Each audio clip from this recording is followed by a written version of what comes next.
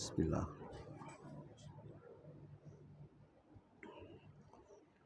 Assalamu alaikum wa rahmatullahi wa barakatuh. Innal hamdalillahi nahmaduhu wa nasta'inuhu wa nastaghfiruh wa nu'minu bihi wa natawakkalu alayhi wa na'udhu billahi min shururi anfusina wa min sayyiati a'malina. Man yahdihillahu fala mudilla lahu wa man yudlil fala hadiya lahu.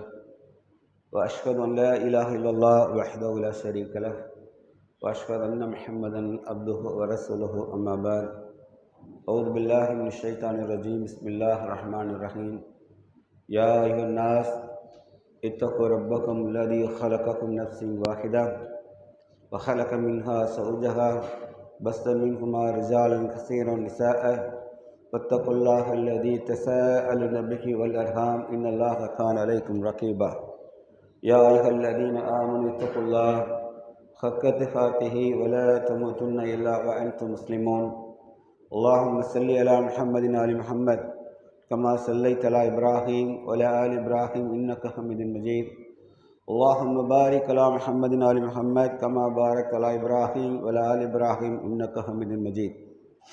கண்ணியமிகுந்த எல்லாம் அல்லாஹ்வின் நல்லடியார்களான மார்க்க சகோதரர்களே,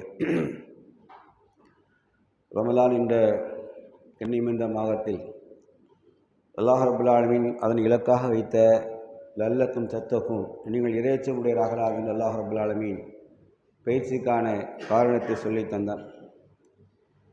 நாம் அதற்கான முயற்சியில் ஈடுபட்டோம். முழுமையாக அல்லாஹ்வுக்காக ஈடுபட்டவர்கள் உண்டு.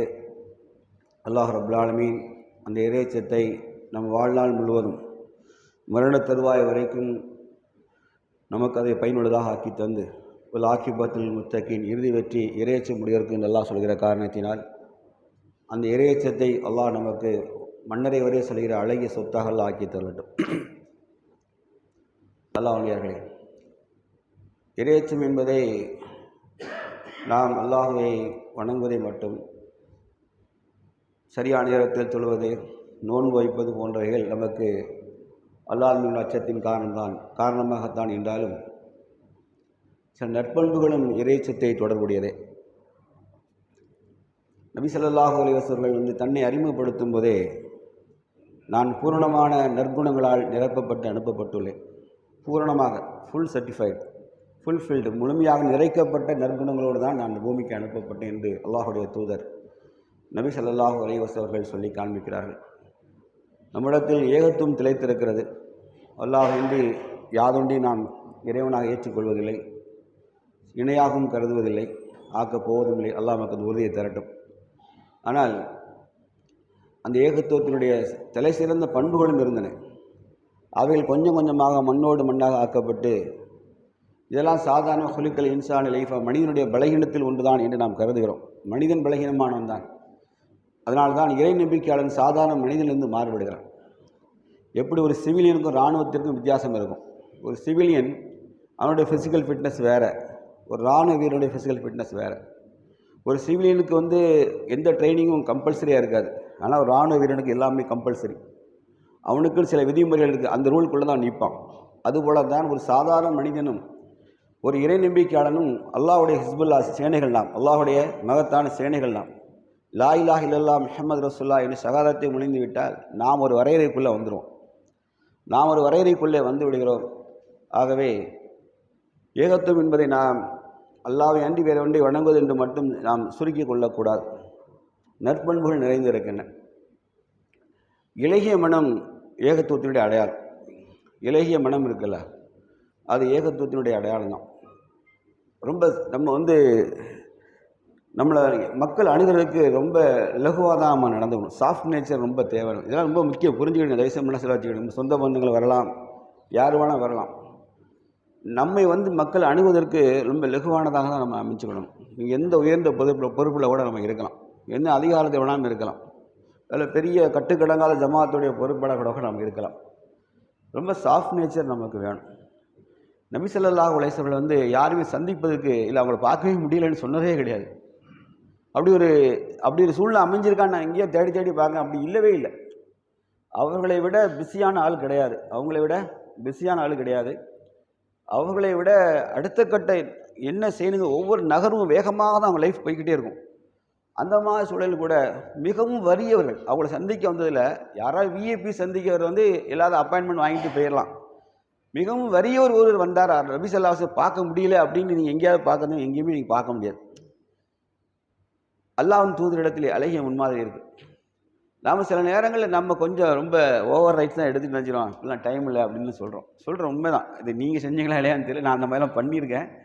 ஏன்னா இந்த மேடைகள் யாரும் பொய் பேசுறதுக்கான மேடைகள் கிடையாது. இங்கே எப்படிமா லிமா தக்குல் மாலா தாமல், நீங்கள் செய்யாத ஒன்றை பிறருக்கு சொல்லாயின்னு சொல்லக்கூடிய இடம் தான் இது. நம்ம பார்க்குறோம், இதெல்லாம் சர்வசாதாரணமாக நம்ம இடத்துல மக்கள் அணுகும்போது சில நேரங்களில் நம்ம ஏதாவது பேசுகிறோம். இதுக்கும் ஏகத்துவத்துக்கும் எந்த சம்பந்தமும் கிடையாது. உண்மையாக சொல்கிறேன், மார்க்கம் என்பது பரிபூர்ணமாக்கப்பட்டது. இந்த மார்க்கம் முழுமையடையும் போது இந்த மாதிரி சின்ன சின்ன விஷயங்களாம் வச்சு புல்டா கிரீப் போட்டோம் இஸ்லாமி உருவாச்சு.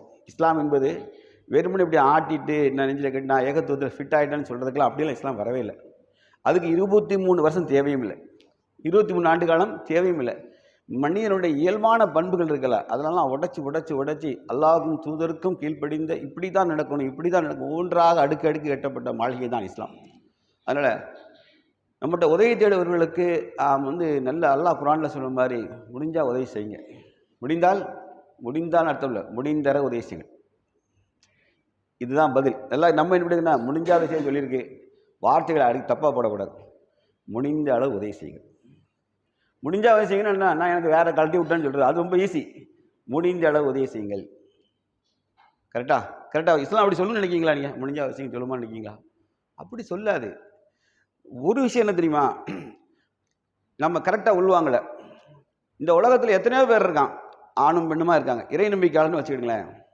அவங்கள நோக்கி உதவி தேடி வராத மனிதன் என்னை நோக்கி வாரான், அல்லது உங்களை நோக்கி யாரோ ஒரு நோக்கி நகர்ந்து வாரார். இது யாரோட ஏற்பாடுன்னு நினைக்கிறீங்க? அல்லாஹ் நமக்கு சோதனையாக வச்சிருக்கலாம், நமக்கு தெரியாது. நம்ம எப்படி மாற்றோம் அப்படின்னா, மற்ற நேரங்கள்லாம் கரெக்டாக இருப்போம், சோதனைக்குண்டு ஒரு மனிதன் வம்பு கட்டு நேரத்துலலாம் இவன் ஏப்பா உயிரை வாங்கிட்டே கிடக்கான்னு டப்புன்னு வாய விட்டோம். அது நம்ம அறியாமலே நமக்கு சோதனை இவன் மூலமாக தான் வந்திருக்குன்னு தெரியாமலே அந்த பரீட்சையில் டக்குன்னு ஃபெயில். நமக்கே தெரியாது ஃபெயில். நான் தான் சொல்ல, நம்ம லிஸ்ட் எங்கே கட்டாயிருக்கு நமக்கு தெரியாது. நம்ம எல்லாம் கரெக்டு போய்கிட்டே இருக்கோம். உண்மை அதுதான். அல்லாஹ் குர்ஆனில் சொல்லுதான், நீங்கள் முடிந்தவரை உதவி செய்யுங்கள், இல்லை என்றால் இல்லை என்றாலும் சொல்லும்போது அது கரெக்டாக வருது. ஒரு ஆறுதலான வார்த்தையாக சொல்லுங்க தான் அந்த முடிந்தாலுங்கிறது. முடிந்த அளவு செய்யுங்கள் வார்த்தை இங்கே வச்சுக்கிட்டு, முடிந்தால் என்ன செய்யுங்கன்னா ஒரு ஆறுதலான வார்த்தையாக சொல்லி அனுப்புங்கள். ஆறுதலான வார்த்தையை சொல்லுங்கள். இது நல்லா கவனிச்சுக்கிடணும். இது நம்மகிட்ட பெரும்பான்மை மிஸ்ஸிங். பெரும்பான்மை நம்ம இடத்துல மிஸ்ஸிங்காக இருக்குது. இதை நாம் என்ன செய்யணும், வாழ்க்கையில் கணக்கில் எடுக்கணும். திரும்பி சொல்கிறேன், யாரிடத்திலோ போக வேண்டிய மணி நம்மை நோக்கி திரும்பி வாரார்னா அல்லாஹ் நமக்கு அவர் மூலமாக அருளையும் வைத்திருக்கலாம், சோதனையும் வைத்திருக்கலாம். அருளையும் வைத்திருக்கலாம், அல்லாஹ் ரப்பல் ஆலமீன் சோதனையும் வைத்திருக்கலாம். அதனால் அவங்கள்ட்ட சிறந்த முறையில் நடக்க தான் நமக்கு சிறந்தது. அது அவருக்கு சிறந்தது இல்லை, நமக்கு தான் சிறந்தது. முஸ்லீம்களுடைய குறைகளை 1% இல்லை, பல கோடி சதவீதம் மறைச்சிருங்க. உங்கள்கிட்ட ஃபேஸ்புக் இருக்குது, யூடியூப் இருக்குது, மொபைல் இருக்குது, கேமரா இருக்குங்காண்டி வெறி பிடிச்சி அலையாதீங்க. மிருகங்களை விட கேவலமாக அலையாதீங்க. வெக்கமா இல்லை உங்களுக்கு? அவன் செய்கிறவன் வெக்கம் இல்லைன்னா அதை எடுக்கிற நீ யார்? ப்ளூ ஃபிலிம் எடுக்கிற நீ ஒன்று தான். புரியுதா? ப்ளூ ஃபிலிம் தொழிலாக செய்கிறான் பாரு, அவனுக்கு உங்களுக்கு என்ன வித்தியாசம்? ஒருத்தர் விவசாயம் செய்கிறானே வச்சுக்கிடுங்க. நீங்கள் செல்லை வச்சு நீ எடுத்த நீ யார்? இது நீ யார்? நீ என்ன கேமராமேனா? விபச்சார வியாபாரம் பார்க்குற பயிலாக நீங்களாம். வெக்கமா இல்லை உங்களுக்கு இந்த காரியத்துக்கு எடுக்கிறது? ஒரு முஸ்லீமுடைய கடமை என்ன? What is the duty of a Muslim that place? அந்த இடத்துல ஒரு முஸ்லீமுடைய கடமை என்ன சொல்லுங்கள். நீ அவனை திருத்த போறியா? நீங்கள் திருத்த போறீங்களா? என்ன செய்ய போறீங்க? அவன் மானத்தை வாங்க போறீங்க, அதானே? மானத்தை வாங்க போறீங்க. உங்கள் நோக்கம் என்ன? வீடியோ பண்ணீங்க, பார்த்துட்டு கண்ணை பொத்திக்கலாமே, அப்புறம் தனியாக கூட அவர்கிட்ட நீங்கள் பேசலாமே, உங்களுக்கு தடை ஒன்றும் இல்லை. அன்னை சகோதரா என்ன செய்யாதீங்களா ப்ளீஸ்? ஒரே வார்த்தை, அந்த வார்த்தை அவருக்கு போதும். ஒரு வார்த்தை போதும். காலமெல்லாம் நம்ம பார்க்கும்போது அவருக்கு பயம் வந்துடும். அல்ல உங்கள் மூலமாக அவருக்கு ஒரு பிளாக் பண்ணுவான். ஆனால் நாம் என்ன செஞ்சிட்டு இருக்கோன்னு மட்டும் நீங்கள் சொல்லுங்கள். யார் மன்னிக்கப்படுவார் தெரியுமா? எவன் விபச்சாரம் செய்தானோ அவன் அல்லாட்ட அழுதுட்டான்னு வைங்க, அல்லாவுடைய கருணை அல்லாஹ் சொல்லலாம், வரம்பு மீறி பாவம் செய்தவர்களே அல்லாவுடைய அருளை நம்பிக்கை இலக்கா என்கிட்ட வான்னு சொல்லியிருக்கான். அல்லாவுடைய கருணையை தெரிஞ்சுக்கிடுங்க. வார்த்தை எப்படி போட்டான்னு தெரியுமா? வரம்பு மீறி ஃபிரௌன் மாதிரி பாவம் செஞ்சால் கூட என்கிட்ட வா, மன்னிப்பு மட்டும் கேளு, என் வாசல் திறந்துருக்குன்னு சொன்னாலும் அல்ல, அவன்கிட்ட போய் அழுதுருவான். ஆனால் நீ போட்டு அப்டேட் பண்ணிய ஃபேஸ்புக்கில் வாட்ஸ்அப்பில் எந்த காலத்தில் அழியாது, ஞாபகத்தில் வச்சுக்கிடுங்க. சதக்கத்தில் சாரியா நல்லறங்களைத்தான் மன்னரைக்கு சென்றவர் தூக்கிட்டு போகணும். ஆனால் நம்ம என்ன செய்யறோம்? ஃபேஸ்புக் வாட்ஸ்அப் என்ன பண்ணிட்டு இருக்கு? சர்க்குலேட் ஆகிட்டு இருக்கு. நம்ம கபருக்கு எவன் எடுத்து போட்டானோ அவன் கபருக்கு போன பிறகு அவனுக்கு பாவத்தை தேடிட்டு வரும். புரிஞ்சுக்கிடுங்க. டெக்னாலஜி வளர்ச்சி என்பது தீனில் இஸ்லாத்து சோதனை அமைஞ்சிடக்கூடாது. எத்தனை நல்ல இறை நேர் நம்பிக்கையாளர்கள் நல்ல மார்க் அறிஞர்களை நம்ம நாசம் பண்ணிட்டோம் தெரியுமா? எவன் தான் மனுஷன்ல யோக்கியம்? யார் யோக்கியம் நினைச்சிட்டு நம்மளாம் பேசிட்டு அலையிறோம்? இஸ்லாத்துக்கு என்ன சம்பந்தம் இருக்கு? குர்ஆன் அல்லாஹ் ஒரே வார்த்தை சொன்னான், உங்களை எவனும் பரிசுத்தவன் கிடையாது போங்கடா அப்படின்ட்டான். உங்களை எவனும் பரிசுத்தவான்னு சொல்லாத, எவனும் வாக்கியம் கிடையாது, நான் தோணுனா எவனும் தாங்க மாட்டேன்னு சொன்னான். தாங்குவோமா? கை தூக்குமே. நான் இல்லை, நீங்களாம் கை தூங்க, யாராச்சும் தூங்க பார்ப்போம். எவருக்கும் இல்லை, யாருக்கும் கிடையாது. வேற ஒன்று உலகத்தில் நம்ம வாழ்ந்துக்கிட்டு இஸ்லாம்ங்கிறத வேற மாதிரி தப்பாக புரிஞ்சுக்கிட்டோம். இன்னொரு என்ன தெரியுமா? மறுமை நாளை நம் பாவங்கள் அம்பலப்பட போகுது. எல்லாம் அல்லாஹ் என்ன செய்தான்? சிறிதும் பெரிதுமாய் ஒன்று விடாமல் எல்லாம் கணக்கில் வரப்போகுது. அந்த நாள் நம்ம நிலை என்ன? அல்லாஹ் குர்ஆன்ல என்ன சொன்னா தெரியுமா? உங்கள் கண்களின் மோசடியும் இதயங்களின் மோசடியும் நான் வெளிப்படுத்துவோம். இப்போ தப்பிங்கெல்லாம் கை தூக்குங்க. பேசிட்டு இருக்குமே பின்னால் பொம்பளை கிராஸ் பண்ண பார்த்துருவான். நான் பார்த்துருக்கேன், நீங்கள்லாம் பார்த்தீங்கன்னா எனக்கு தெரியும். நீங்கள் அவளியாக வந்தால் நீங்கள் விட்டுருங்க. இதுதான் உலகம், இதுதான் உலகம். கண்கள் மோசடி வெளிப்படுத்தப்படும். ஏன் பார்க்கணும்? அப்படின்னா எதுக்காக பார்க்கணுங்க? புரியலையா? அல்லாஹ் குற்றம் பிடிக்க நினைச்சு எல்லாத்தையும் பிடிப்பான். இதயங்களின் மோசடி வெளிவரும். எத்தனை பேருக்கு எதிராக நம்ம சிந்திச்சிருப்போம், எத்தனை பேரை ஓகேன்னு நினைச்சிருப்போம், எத்தனை தவறான காரியங்கள் மனசு ஆசைப்பட்டிருக்கு. குர்ஆன்ல சொல்லி அல்லாஹ் வயின் தூபுத்து மாஃபி அன்புசி அவ் துக்ஃபு யுஹாசிபுக்கும் இல்லா, உங்கள் இதயங்களில் மோசடி அல்லாஹ் ஒரு நாள் வெளிக்கொண்டு வருவான். சொல்லுவானா இல்லையா? கொண்டு சொல்லியிருக்கானா இல்லையா? இதயங்கள் மோசடி வெளிவந்தால் என்ன ஆகுன்னு நினைக்கிறீங்க? இந்த இதயம்லாம் பரிசுத்தமான இதயம்லாம் கிடையாது. அல்ல அடுத்தன் குறைய ரொம்ப தேடிட்டு கேமரா வச்சுக்கிட்டு ஃபேஸ்புக் வச்சுக்கிட்டு கமெண்ட்ஸ் போட்டுக்கிட்டு யோக்கிய மாதிரி இந்த வேலையை விட்டுட்டு யாரெல்லாம் எனக்கு நானே அநியாயம் செஞ்சுக்கிட்டு அத்தகைய அதான் அல்லாஹ் இன்னி லலம்துல் உலுமன் கதீர் ஃபலா யக்ஃபிரு என்ன ஓதுறோம் நம்ம? அதுக்கு என்ன சர்டிஃபிகேஷன்? என்ன? எனக்கு நானே அநியாயம் செய்து கொண்டிருக்கிறேன், யாரெல்லாம் என்னை மன்னிச்சு. அப்படி தானே கேட்கணும். அத்தகையத்தில் அதெல்லாம் கடைசி கேட்குறீங்க. நம்ம அப்படி தானே கேட்டுட்டு வரோம். அப்போ என்ன அநியாயம் பட்டியல் போட்டு நம்ம உட்காந்து தேம்பி அழுத விட்டு போட்டு உட்காந்துக்கிட்டு அவன் என்ன பண்ணான், இவன் என்ன வெளியே போனவனே அடுத்தவனை ஸ்டார்ட் பண்ணிக்கிறது. இது என்ன கேவலமான செயல் இல்லையா? ஒரு முஸ்லீமுக்கும் சாதாரண மனிதனுக்கும் என்ன வேறுபாடு இதில் நீங்கள் கண்டீர்கள்? இப்படி ஒருத்தர் செய்கிறான் அப்படின்னா அவனுக்கும் சாதாரண முஸ்லீமுக்கும் என்ன தான் இருக்குது? என்ன டிஃப்ரெண்ட் இருக்குது? என்ன இருக்குது? மானக்கேடான எல்லாம் பரப்பாதீங்க தானே சொல்லியிருக்கான் உங்களுக்கு. நமக்கு என்ன உத்தரவு இருக்கு? மானக்கேடானதை பரப்பாது. ஆயிஷாமா விஷயத்துல அவதூறு பரப்பில் அல்லாஹ் என்ன சொன்னான்? நீங்கள் பாரதூரமான காரியத்தை செஞ்சிட்டீங்க, மறுமையில் இதற்கான தண்டனை கடுமையாக இருந்தாலும் எச்சரிக்கை பண்ணானே இல்லையா? எதுக்கு?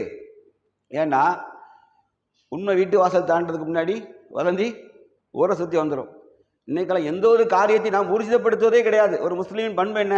ஒரு செய்தி நல்லதோ கெட்டதோ வருது, அதை சரி தவறு காணக்கூடிய அறிவு கூட, அடிப்படை அறிவு கூட இல்லை. என் மனசுக்கு பிடிச்சிருந்தா உன்னை லைக்கு வச்சுக்க, ஆனால் உனக்கு பிடிக்காத ஒருவனை பற்றி செய்தி வந்தால் உடனே ஷேர் பண்ணுறமே, அது எங்கேருந்து வந்தது? எனக்கு அவனை பிடிக்காது, அதனால் அவனுக்கு எதிரான ஒரு செய்தி வந்த உடனே என் குரூப்புக்கு நான் ஷேர் பண்ணுறோம்ல, ஐயக்கத்தனம் இல்லையா? அந்த இடத்துல நம்ம அந்த இடத்துல வச்சு பண்ணால் அதை ரசிப்போமா? நம்ம தம்பியோ தங்கச்சியோ தாயோ எவ்வளோ ஒருத்தையை வச்சு அந்த இடத்துல ஒருத்தர் பேசினா ரசிப்போமா? என்ன ஃபோன்லேயே இது எப்படின்னா, விபச்சாரம் யாரோ ஒருத்தர் செய்தால் அதை மொபைலில் பரப்புற நீ தானே விபச்சார தொழிலாளி, நீ தானே ப்ளூ ஃபிலிம் வியாபாரி, நீங்கள் தானே ஐயக்காங்க. அவர்கிட்ட ஐயக்க அவன் பலகீனத்தால் செஞ்சான், நீ வெறி பிடிச்சி செஞ்ச. அவன் ஆண் பெண் பலகீனத்தால் செய்தான், எந்த சந்தேகமும் கிடையாது. ஆனால் நீங்கள் எப்படி செஞ்சீங்க? வெறி பிடிச்சி அதை கேமராவில் எடுத்து வீடியோ எடுத்து பரப்புறீங்க, அந்த ஆடியோ செக்ஸ் வீடியோ மாதிரி ஆடியோ மாதிரி போட்டு விட்றீங்க. ஐயக்கத்தனம் இல்லையா அதெல்லாம்? என்ன எந்த இஸ்லாம் உங்களுக்கு எந்த ரசூலுல்லாஹ் சொல்லி கொடுத்தாங்க? எந்த மார்க்கும் சொல்லி கொடுத்துருக்கு? நாங்களாம் விழா தமுத்துன்னு இல்லா வந்து முஸ்லீமா நீங்கள் மரணிச்சிட வேண்டாம், இதெல்லாம் முஸ்லீமா வாழ்ந்து மரணிக்கிற கிடையாது. இதெல்லாம் வாழ்க்கை சர்வசாதாரணம் ஆகிட்டு. ஏன் டச் பண்ணுறது தெரியுதா? சர்வசாதாரணம் ஆகிட்டு. மொபைல் எடுத்து இதுதான், ஃபேஸ்புக் வாட்ஸ்அப் லைக் போடுறது, ஷேர் பண்ணுறது. நல்லா கேட்டுடுங்க, எல்லாத்துக்கும் கேள்வி இருக்கு. அல்லாஹ் அதான் சொன்னான், அணுகுளவு நன்மை எதுக்கால தர்றத்தின் ஹைரையரா எதுக்கால தர்றத்தின் செர்ரையரா. அணுகுளவு நன்மை தீமை பின்பாண்டு எடுப்போம். அந்த நாள் பின்பாண்டு எடுக்கப்பட்டுரும். அதனால தயவு செய்து சொல்கிறேன், நம்ம கையில் இருக்கிற மொபைலோ வாட்ஸ்அப் என்ன இருக்கட்டும், கேட்ஜெட் எது வேணா இருக்கட்டும், இவைகள் நமக்கு அறிவை வளர்ப்பதற்கும் மார்க்கத்தை கற்றுக்கொள்வதற்கும் நாம் செய்த நல்ல காரியத்தை ப்ரமோட் பண்ணும். நல்ல காரியம் இருந்தால் சந்தோஷம் ப்ரமோட், இதை பார்த்து 4 பேர் போட்டி போட்டு செய்யட்டும், தவறு. ஆனால் பிறர் குறையை தேடுவதற்காக வைத்துக் கொள்ளக்கூடாது. மறுமை நாள் பாரதூரமாக இருக்கும்போது, அந்த நாள் நமது பாவங்கள், நம் முதுகு, கண்கள், இதயம் எல்லாம், செவிகள் எல்லாம் செய்த மோசடி. கெட்டதை ரகசியமாக கேட்டால் அது செவி செய்த பாவம்தான். கண்கள் பார்த்தால் ஆசைப்பட்டால் கண்கள் செய்த பாவம்தான். இதையெல்லாம் செஞ்சுட்டு இதையெல்லாம் மோசடி செஞ்சுட்டு நம்ம அந்த நாள் தப்பிச்சலாம் நினைச்சா, அல்லாஹ்வுடையார்களே, அந்த நாள் தப்பிக்க ஒரே வழிதான் இருக்குது. ஒரே வழிதான். ஒன்று, பூமியில் வாழ்கிற காலத்தில் நம்ம செஞ்சுருக்கோம். என்ன செய்ய தெரியுமா? அதுக்கு தௌபாக என்ன பதில்? வெறும் அழுவதில்லை. அவர் செய்த குற்றத்தை மறைத்தால் அல்லாஹ் நம் குற்றத்தை மறைப்பான். இதுதான் பதில் இருக்கு. ஏன் அயக்கத்தனை வெளியே வராமல் நான் இருக்கணும்னு நான் நினைச்சேன் அப்படின்னா, முதல்ல நான் செய்யணும்னு எனக்கு தெரியுமா? அடுத்தவங்க குற்றம் கண்ணில் பார்த்தாச்சு, நான் தான் ஒன்லி விட்னஸ். இது எனக்கு வந்த சோதனை விளையணும். இது அவருக்கு சோதனை இல்லை. அவருக்கு அல்லாஹ் ஒரு ஆயிலை நீட்டி ஒரு சம்பவத்தை கொடுக்கும்போது இதுதான் தப்பு என்று விளங்கினால் அவன் சுஜதியில் அழுதால் அல்லாஹ் மன்னிக்க போதுமானவனாக இருக்கும். ஆனால் நான் வாய் சும்மா கிடக்க, அவர் இந்த மாதிரி நான் பார்த்துன்னு ஊருக்குள்ள அடித்து விட்டுட்டேன், நல்லா தெரிஞ்சுக்கணும், அது போய்கிட்டே இருக்கும். அல்லாஹ் ரப்புல் ஆலமீன் கடுமையாக மறுமை நாளை நம்மளை பிடிப்பான். என் அடியான் செய்த தவறை நான் மறைக்க நினைத்த போது நீ வெளி கொண்டு வந்தாயா இல்லையான்னு கேட்போம். நல்லா தெரிஞ்சுக்கிடுங்க, இந்த ஆதமுடைய சந்ததிகள் சாதாரண படைப்பு நம்ம கருதிக்கிட்டு இருக்கோம். திருக்குர்ஆன் வேற ஒன்று பேசுது. நாம் ஆதமுடைய சந்ததிகளை கண்ணியப்படுத்தினோம், கரையிலும் கடலிலும் அவனை நாம் சுமக்க செய்தோம். அந்த வசனத்தை படித்து பாருங்க, பைதிகள் எழுது படிங்க, கீழே வரைக்கும் அந்த வசனம் போகும். அல்லாஹ் நம்மளை எப்படி தாங்கி பிடிக்காம தெரியுமா? நீங்கள் கண்ணியமிக்கவர்கள் அப்படின்னு எல்லாத்தையும் சொல்லலாம், மனிதனை ஃபுல்லாக சொல்லலாம். ஆனால் எல்லா ஐயக்கத்திலும் நம்ம தான் பண்ணுறோம். அது முஸ்லீம் என்ற பெயர் அடையாளத்தை வச்சுட்டு இந்த மாதிரி பாவங்களை கொஞ்சம் சிலைக்காமல் செய்கிறோம். அல்லாஹ் நம்மை பாதுகாக்கணும். தயவுசெய்து சொல்லுங்கள், நான் ரமலானில் எடுத்த பயிற்சி, இறையச்ச பயிற்சி உண்மை என்று சொன்னால் இனி அடுத்தவங்க குறையை தேடி அலையவும் கூடாது, அடுத்தவங்க குறைய வெளியே பரப்பவும் கூடாது. இதை முதல்ல உறுதி எடுக்காமல் எவனும் நான் நல்ல தத்தக்கும் தொத்தக்கன்னு எவனா சொன்னீங்க மண்டையில் போட்டுறேன். சொல்கிறவங்க அசிங்கமாக கூட கோமா கூட தெரியல, லூசு மாதிரி பேசாமல் தெரியலாம். நல்லா தெரிஞ்சுக்கிடுங்க, இதெல்லாம் அசிங்கமானது. நாம் இது பண்ணுற மூலம் இஸ்லாத்தை நாசம் பண்ணிட்டோம். ஃபேஸ்புக்கு வாட்ஸ்அப்பில் முஸ்லீம்களை மாதிரி கமெண்ட்ஸ் எழுதுகிற எவனுமே கிடையாது. அடுத்தவங்க குறைய அள்ளி எழுதுறாங்க. அல்லாஹ் பயப்படாமல் 24 ராத்திரி 1 மணிக்கெல்லாம் போடணும்.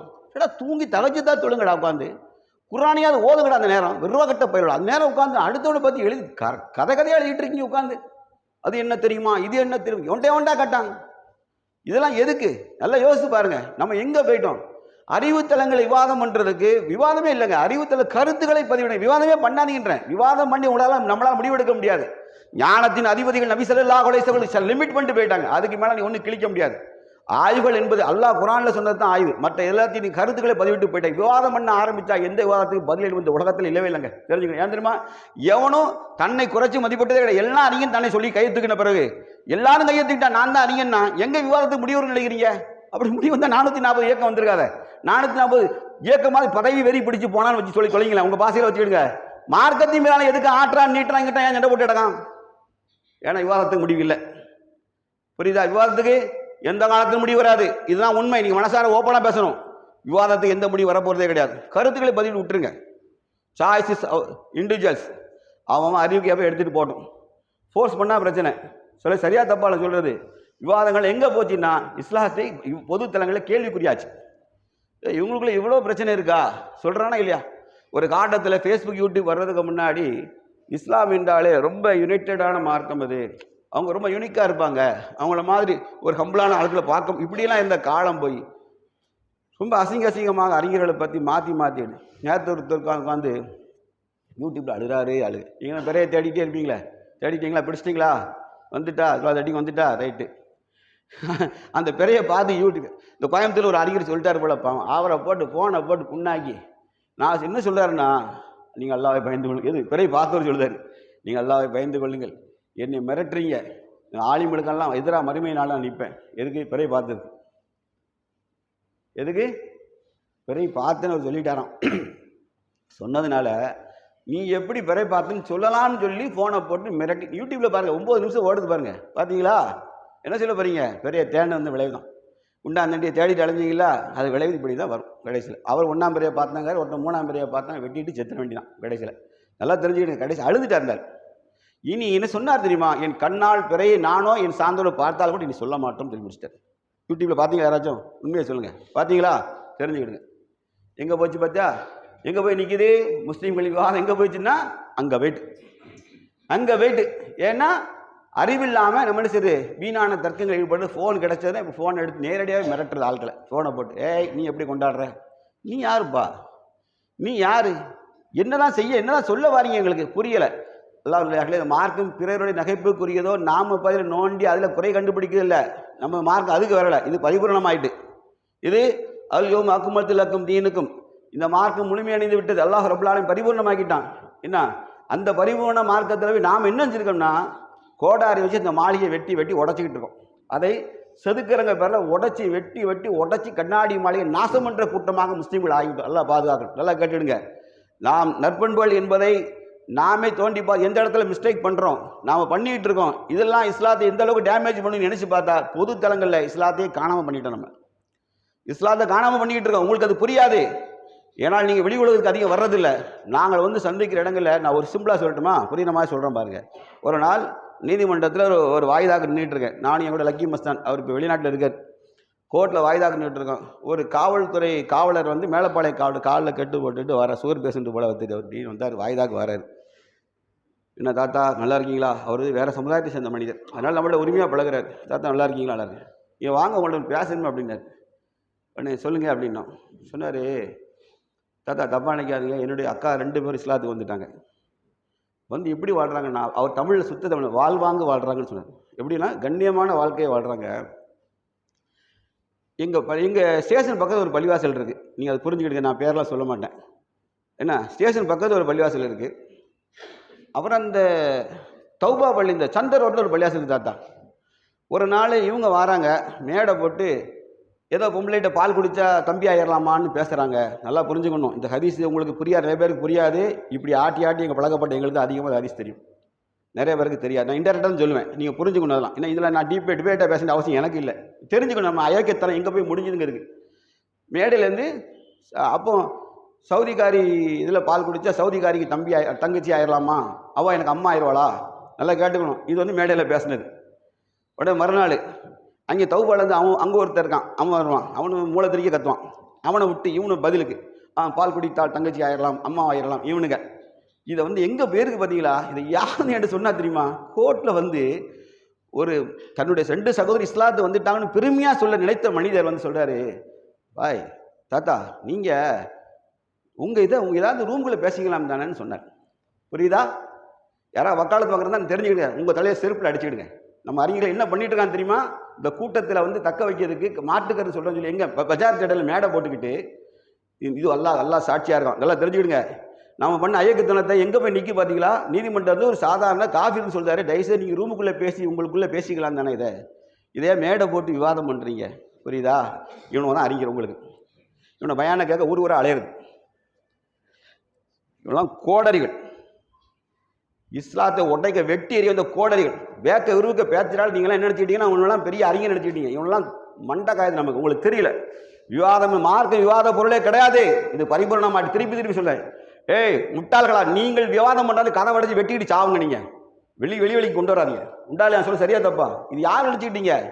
இந்த லாயிலாக இல்லைன்னா நீங்கள் மைக்கு போட்டு கத்துறமே, இதுக்கெல்லாம் கிடைத்த உரிமை எப்படி தெரியுமா? பல ஆயிரக்கணக்கான உயிர்கள் சுகதாக்கள் ஆயிட்டு, அநேக பெண்கள் லாயிலாக இல்லா கொள்கையை சொன்னதற்காக விதவை பெண்களாக கடைசி வரைக்கும் வாழ்ந்து மரணிச்சிட்டாங்க. இந்த கொள்கையை சொன்னதற்காக கடைசி அலுவம் அக்குமத்திலக்கம் இறுதி கட்சியில் அந்த பேரை நிகழ்த்தும் போது அழுத்தவர்கள் உண்மையா இன்னைக்கெல்லாம் பயான கேட்டு பயான் பேசுறவன் நெஞ்சு உருக பேசினாதான் நீங்க அழுவீங்க.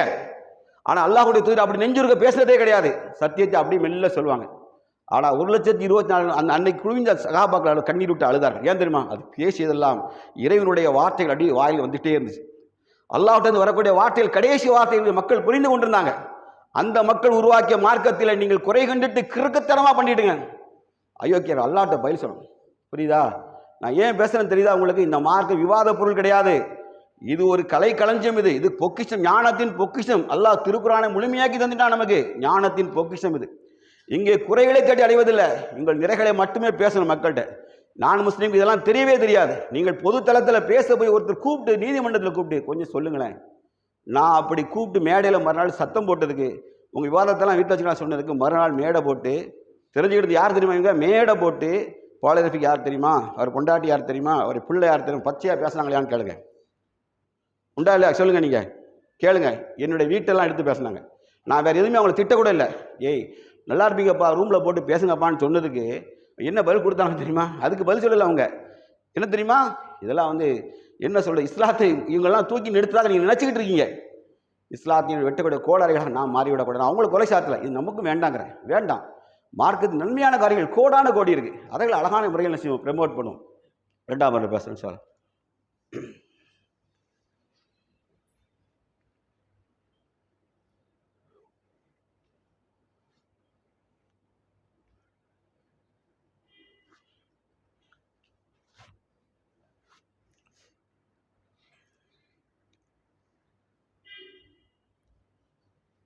அல்ஹம்துலில்லாஹ் நஹ்மது ஸல்லல்லாஹு அலைஹி வஸல்லம். அல்லாஹும்ம ஸல்லி அலா முஹம்மத் ஆலி முஹம்மத் கமா ஸல்லைத அலா இப்ராஹீம் வ அலா ஆலி இப்ராஹீம் இன்னக ஹமீதுன் மஜீத்.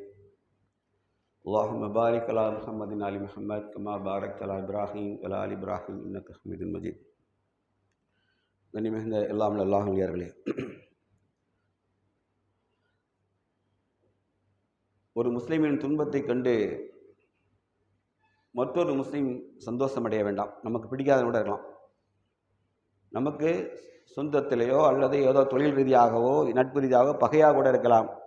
ஆயின் ஒரு முஸ்லீமுக்கு துன்பம் நேரும்போது அந்த துன்பத்தை நீங்கள் ரசிக்க வேண்டாம், அதுக்கு துணை போக வேண்டாம். யார் உண்மையான முஸ்லீம் தெரியுமா? ஒரு மூமின் கண்ணில் அடிபட்டால் மற்றொரு கண் வேதனை வெளிப்படுத்தினால் மட்டும்தான் நம்ம உண்மையான முஸ்லீம். இல்லை நம்ம டூப்ளிகேட். எனக்கு வேண்டே வேண்டாம் இல்லை. அவன் முஸ்லீம், அவன் அநியாயமாக பாதிக்கப்படுறான். அவன் அநியாயமாக பாதிக்கப்படும் போது எனக்கு வேண்டாம் என்பதற்காக என்ன செய்யக்கூடாது, நான் ரசிக்கக்கூடாது. சரி, அது நடக்க தவறு விடக்கூடாது என்று நினைத்தால் மட்டும்தான் நான் உண்மையான முஸ்லீமா இல்லையா என்பதை நம்ம உரசி பார்க்குற இடம் அங்கே தாங்க இருக்குது. தொழுது நாளை நோன்பு வச்சு நான் கரெக்டான முஸ்லீம் சொல்கிறதெல்லாம் பேசிக் தான். அதுக்கப்புறம் இருக்குது இங்கே நம்ம எப்படி நிற்கிறோம் என்பதை அல்லாஹ் ரப்பல் ஆலமீன் உள்ளங்களை பார்க்குறான். எந்த முஸ்லீமும் கவலை கண்கலங்கும் போது வேதனையோடு இருக்கும்போது அவனுக்கு தேவைதான்னு சொல்லக்கூடாது. இறைவா, என்னதான் நமக்கு மறுமையில தப்பிக்கிற ஃபார்முலாவை நம்ம மறந்துட்டோம்.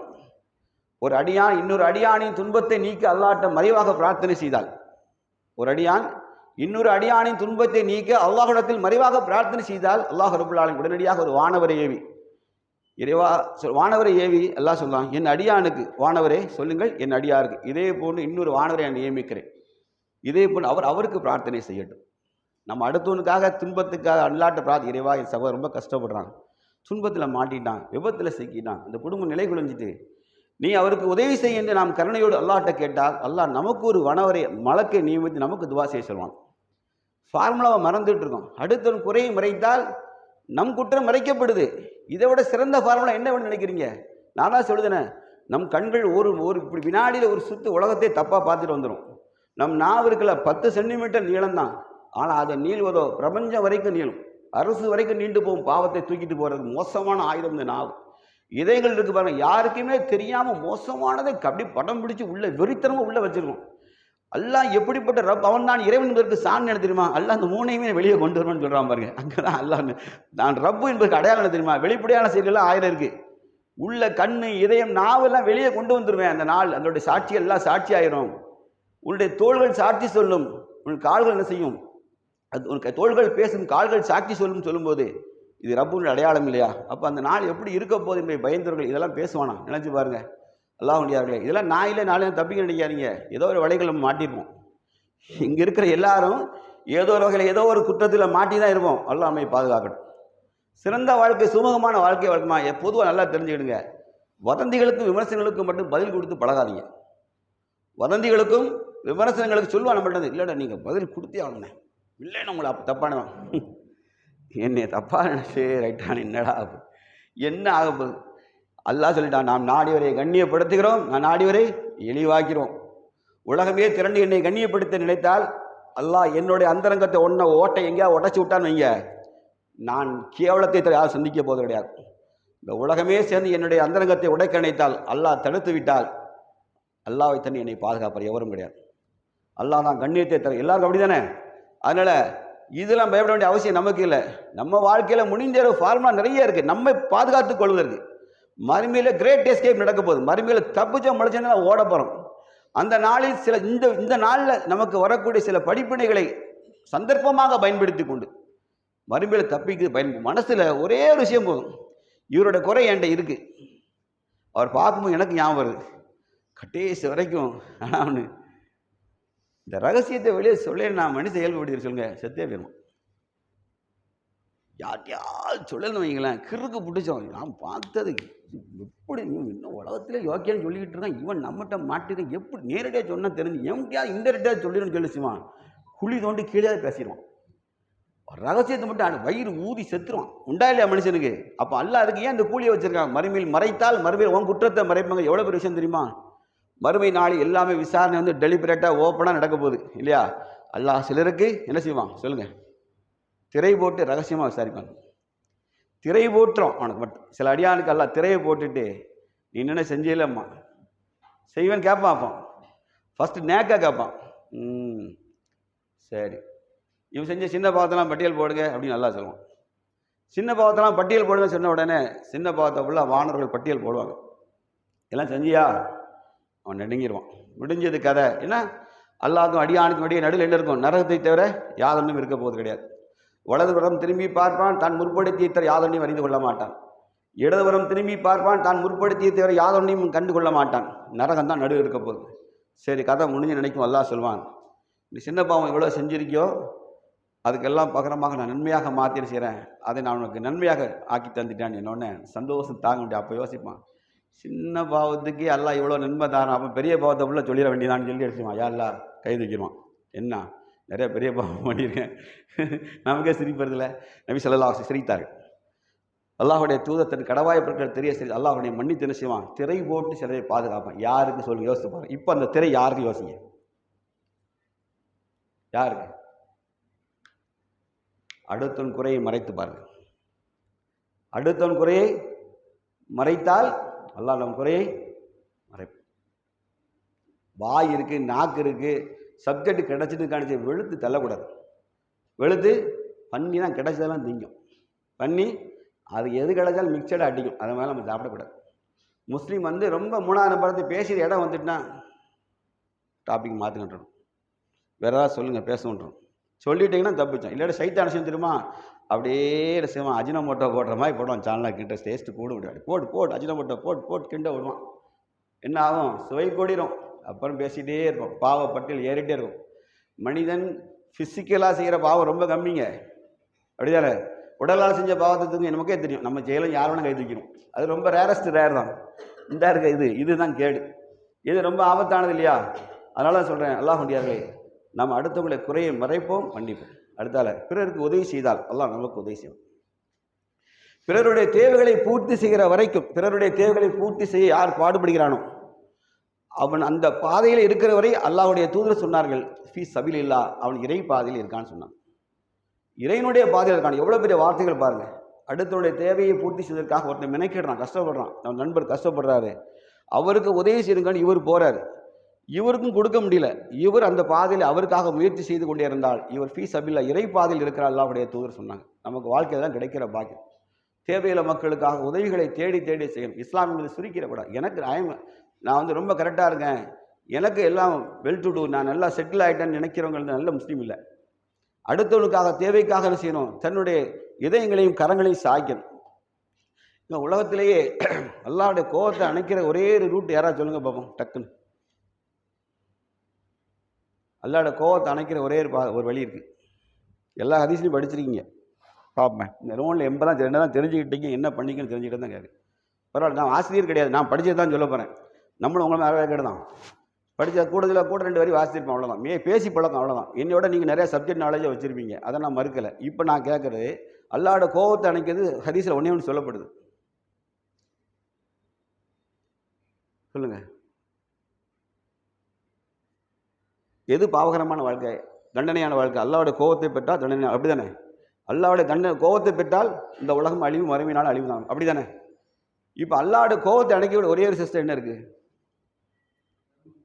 சொன்னது யாரு? நீங்களா? அல்லாஹ் இதுதான். நபி ஸல்லல்லாஹு விளக்கமாக சொன்னாங்க, நீர் நெருப்பை அணைப்பது போன்று தர்மம் அல்லாஹ்வுடைய கோபத்தை அணைக்கும் என்றார்கள். புரியுதா? அப்போ அல்லாஹ்வுடைய கோபத்தை அணைக்கும். தர்மம் நம்ம லேசாக கருதுகிறாங்க. சொல்லல, செய்த தர்மம் தலைகாப்புன்னு அந்த காலத்தில் சொல்லியிருக்காங்க வார்த்தைகள். அது சும்மா இல்லை, வார்த்தை இல்லை.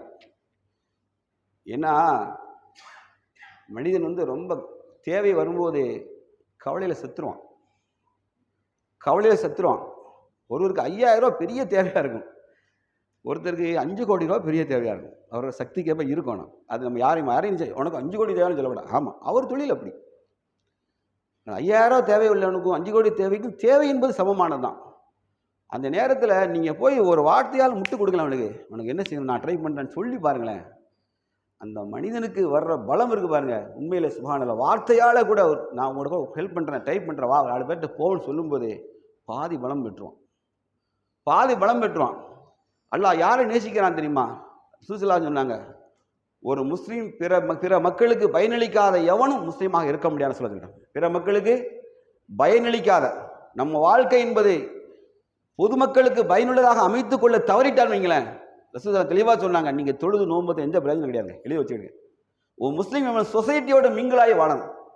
பிற மக்களோட இன்ப துன்பங்களை கலந்துட்டு அவன் சிரித்தா நானும் சிரிப்பேன், அவன் நானும் அழிவேன், இந்த மனப்பாங்கோடு தான் நம்ம வாழணும். இல்லாமல் நான் அல்லக்கும் தத்தக்கும் இறைவச்ச விடையில் ஆகலாம் இந்த பாட்டெல்லாம் படிக்கக்கூடாது. புரியுதா? அதெல்லாம் சும்மா கேட்டுட்டு கஞ்சி குடித்தோம், ராத்திரா நின்று வணங்கணும், அப்புறம் காலை எவனுக்கு 10 பைசா அவுக்க மாட்டோம், இந்த மாதிரிலாம் லைஃப் எடிட் பண்ணாங்க. இந்த இஸ்லாத்தை கொண்டுட்டு வெளியெல்லாம் ப்ரமோட் பண்ணக்கூடாது. முதல்ல இங்கே சரி செஞ்சுட்டா சொசைட்டிகளே பாயணும். இங்கே சரி செய்யறதுக்கு நம்ம என்ன செஞ்சுட்டோம், நம்ம இப்போ பார்வை எப்படி மாறிடுனா எல்லாம் சொசைட்டி நோக்கி திரும்பிட்டோம். நம்ம எவனும் பார்க்கறதே கிடையாது. நம்மை சரி செய்கிற வேலை ரொம்ப கம்மி, அடுத்தவன் குறைகளை அதிகமாக தேடும். ஏன்னா ஃபேஸ்புக்கில் அடுத்தவனை பற்றி அதிகம் வரும். நம்ம யாரும் கமெண்ட்ஸ் போடாமல் அடுத்த பார்த்து ரசிக்க வேண்டிய, ஷேர் பண்ண வேண்டியது. அதை அல்லாஹ் பாதுகாக்கும். அல்லாஹ் ரசூலுல்லாஹ் தெளிவாக சொன்னாங்க, புறம் பேசுகிறோம்ல, ஒருத்த ஆண் male and female sex, immoral sex தான் விபச்சாரம்னா கொடிய பாவம் அப்படின்னு நம்மளால் விளங்கி வச்சுருக்கோம், இல்லைன்னு மறுக்கலை. அதோட கொடிய பாவம் தெரியுமா? அதை விட ஒரு ஆணும் பெண்ணும் செஞ்சால் ஒரே முறை விபச்சாரம். ஒரு மனிதன் நாவால் பிறரை பற்றி புறம் பேசினால் 30 வரைக்கும் மேலே விபச்சாரம். ஹதீஸ் ஆதாரமான ஹதீஸை படித்து பார்த்துக்கிடுங்க. 30 தடவை. எத்தனை தடவை? அப்போ நம்ம வாழ்நாளில் எத்தனை பண்ணிட்டு இருக்கோன்னு பார்த்துக்கிடுங்க. புரியுதா? இதை கணக்கில் வச்சு பாருங்கள், தெரியும் நம்ம எவ்வளோ பெரிய விபச்சாரங்கிறது. புரியுதா? நாம் எவ்வளோ பெரிய விபச்சார குற்றத்தில் இருக்கோம் தெரியுமா?